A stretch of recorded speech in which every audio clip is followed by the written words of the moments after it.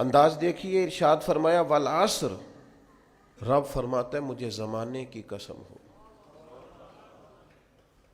اللہ کو بھی قسم اٹھانے کی ضرورت ہے، مالک کریم کو بھی کیا حاجت ہے کہ وہ قسم اٹھائے،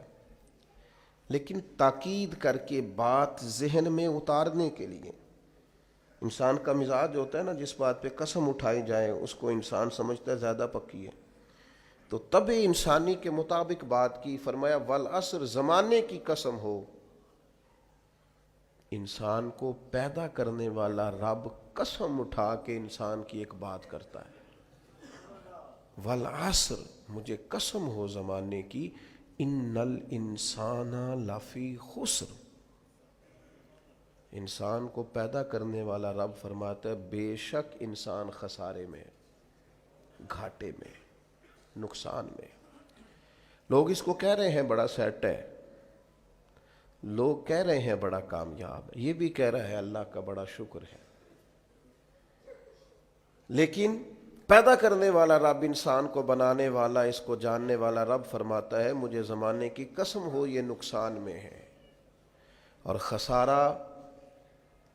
اس خسارے کو نہیں کہتے ہیں کہ لوگ کہتے ہیں میں نے کاروبار کیا تھا تو نفع نہیں ہوا، نقصان ہوا۔ خسارہ اس خسارے کو کہتے ہیں جو اصل مال بھی ضائع ہو جائے، راس المال بھی ضائع ہو جائے تو کہتے ہیں خسارہ ہوا ہے، یعنی اس کے پاس جو تھا اس میں بھی یہ خسارے میں، کہ یا اللہ سارے خسارے میں ہے؟ فرمایا نہیں، الا الذین آمنوا، جن میں 4 صفتیں پائی جائیں وہ نہیں خسارے میں۔ ان میں پہلی صفت یہ ہے کہ الا الذین آمنوا، بے شک وہ لوگ جو ایمان لائے، مگر وہ لوگ جو ایمان لے آئے، جن کا ایمان مضبوط ہو، جن کا عقیدہ ہو کہ اللہ ہمارا رب ہے، وہی پیدا کرنے والا ہے، وہی رزق دینے والا ہے، اسی کی تقدیر کا غلبہ ہے، رب کریم ذرے ذرے کو جانتا ہے، اللہ تعالیٰ نے جس حال میں رکھا ہے یہی حال میرے لیے بہتر ہے۔ انسان محنت پوری کرے، نتیجہ اپنے رب پہ چھوڑ دے، اسباب سارے جمع کرے، بھروسہ اپنے اللہ تعالیٰ پہ کرے، عقائد کے لحاظ سے پختہ ہو، اور پھر اس کا عقیدہ ہو کہ بعد از خدا بزرگ توئی قصہ مختصر، کائنات میں سب سے عرفہ والا، عظمتوں والے، شانوں والے، بلندیوں والے، رفتوں والے، کائنات کے امام، نبیوں کے امام، رسولوں کے امام، فرشتوں کے امام، محبوب مطلق اگر کوئی ہے تو جناب محمد الرسول اللہ ہے صلی اللہ تعالی علیہ وسلم۔ سب سے اولا ہو اعلیٰ ہمارا نبی، سب سے بالا ہو اعلیٰ ہمارا نبی، اپنے مولا کا پیارا ہمارا نبی، اور دونوں عالم کا دھولا ہمارا نبی۔ نظریاتی پختگی حاصل ہو، عقائد پختہ ہو، ایمان میں عقائد پوری طرح داخل ہے، عقائد اہل سنت کا پابند ہو بندہ۔ پھر ایک اور بنیادی عقیدہ ہے، اسی ضمن میں سارے عقائد آ جاتے ہیں، فرشتوں پر بھی ایمان ہو، اللہ کے تمام انبیاء پر ایمان ہو، اچھی بری تقدیر پر ایمان ہو، لیکن ایک بنیادی عقیدہ جس کو عقیدہ آخرت کہا جاتا ہے،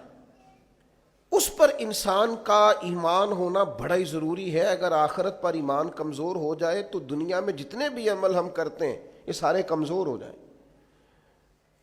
یہ جو لوگ ڈپریشن میں، ٹینشن میں، انزائٹی میں چلے جاتے ہیں اور ایک بات بار بار کرتے ہیں کہ میرے ہی ساتھ ایسا کیوں ہوتا ہے، آخر بڑی ہی کوشش کے بعد میں ہی ناکام کیوں رہ گیا، تو انہیں بتایا جائے گا کہ کامیابی پتہ کیا ہے؟ لا یستوی اصحاب النار و اصحاب الجنہ، اصحاب الجنت هم الفائزون، جنتی اور جہنمی برابر نہیں ہیں، کامیاب وہ ہیں جنہیں اللہ تعالیٰ نے اصحاب جنت بنایا ہے۔ جو جنتی ہیں وہ کامیاب ہیں، جس کو اپنی آخرت کے تعلق سے اللہ تعالیٰ نے فکر سلیم دی ہے، راہ ہدایت دی ہے، اعمال حسنہ پر استقامت دی، اور وہ سمجھتا ہے کہ میں محنت اپنی آخرت کو ٹھیک کرنے کے لیے کر رہا ہوں، جد و جہد میری اپنی قبر کے لیے، حشر کے لیے، آخرت کے لیے۔ آخرت پر جس بندے کی توجہ ہے وہ بندہ کامیاب ہے۔ اس لیے دنیا میں اگر دنیاوی طور پر کوئی ناکامی آ بھی جائے تو کوئی اتنی بڑی ناکامی نہیں ہے، اس لیے کہ اصل کامیابی آخرت کی کامیابی۔ تو عقائد مضبوط ہوں، اور پھر عقائد اہل سنت کی پابندی اس کے پاس موجود ہو، نہ رفض کی طرف اس کا رجحان ہو، نہ خارجیت کی طرف اس کا رجحان ہو، اس کے نظریات ستھرے ہوں، اجلے ہوں، خوبصورت ہوں،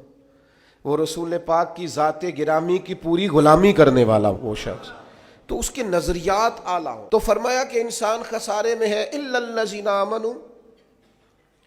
مگر وہ لوگ جو ایمان لائے، وعملوا الصالحات، اور جنہوں نے نیک اعمال کیا۔ اور یہاں بات ختم نہیں ہوئی، دو صفتیں اور بھی پیدا کریں۔ یہ دو باتیں ان کی اپنی ذات تک تھیں،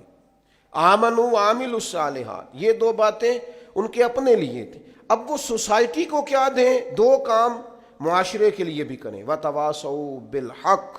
حق بات کی نصیحت کریں وہ معاشرے میں، خیر کی بات کی نصیحت کریں، وائرل باتیں نہ کریں کہ آج کل یہ موضوع چل رہا ہے تو ذرا میں اس پر بولوں گا تو کچھ ویوز میرے بھی بڑھ جائیں گے، وائرل باتیں نہیں کریں، وتواصوا بالحق، وہ حق بات کی نصیحت کریں، کلمہ حق کہیں اور حکمت کے ساتھ کہیں، ادعو الی سبیل ربک بالحکمہ، دانائی کے ساتھ کہیں، لوگوں کو سمجھانے کی نیت سے کہیں، کلمہ حق ان کی زبان پر آئے۔ اور میرے نبی پاک علیہ السلام نے فرمایا سب سے افضل جہاد ظالم بادشاہ کے سامنے کلمہ حق کہنا ہے۔ آپ حق کے ساتھ کھڑے ہوں، پھر آپ لوگوں کو امر بالمعروف کریں، پھر نہیں عن المنکر کہیں، اور وہ بھی بندہ دیکھ کے نہیں۔ اگر امیر آدمی غلطی کر رہا ہے تو پھر آپ خاموش ہیں، اور کسی غریب کو کرتے دیکھ لیا ہے تو آپ نے دینی حکمت کو بھی پیش نظر نہیں رکھا اور اسے رسوائی کر دیا ہے، آپ نے اسے سخت ترین تکلیف سے گزار دیا ہے۔ حق بات کی نصیحت کریں، اور جو لوگ حق بات کہتے ہیں نا ان پر تکلیف بھی آتی ہے، تکلیف آتی ہی ہمیشہ حق کہنے والوں پر۔ تو چونکہ میدان لگایا ہے، اب حق میں نکلے ہو، اب تم نے سفر شروع کیا ہے تو بھائی پیروں پہ چھالے تو پڑیں گے، سفر کرو گے تو تھکاوٹ تو ہوگی، کوئی رستہ طے کرو گے تو گرد تو پڑے گی، اگر کسی سمت تیز دوڑو گے تو مخالف سمت سے ہوا تو تیز آئے گی۔ اب وہاں گھبرانا نہیں، کمزور نہیں پڑنا، تھکی باتیں نہیں کرنی۔ اب ایسا نہ ہو کہ تم نے معذرت خواہانہ رویہ اختیار کیا، وتواصوا بالحق وتواصوا بالصبر،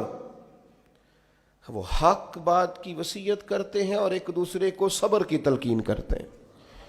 چار صفات پیدا کریں تو خسارے سے بچ سکتے ہیں۔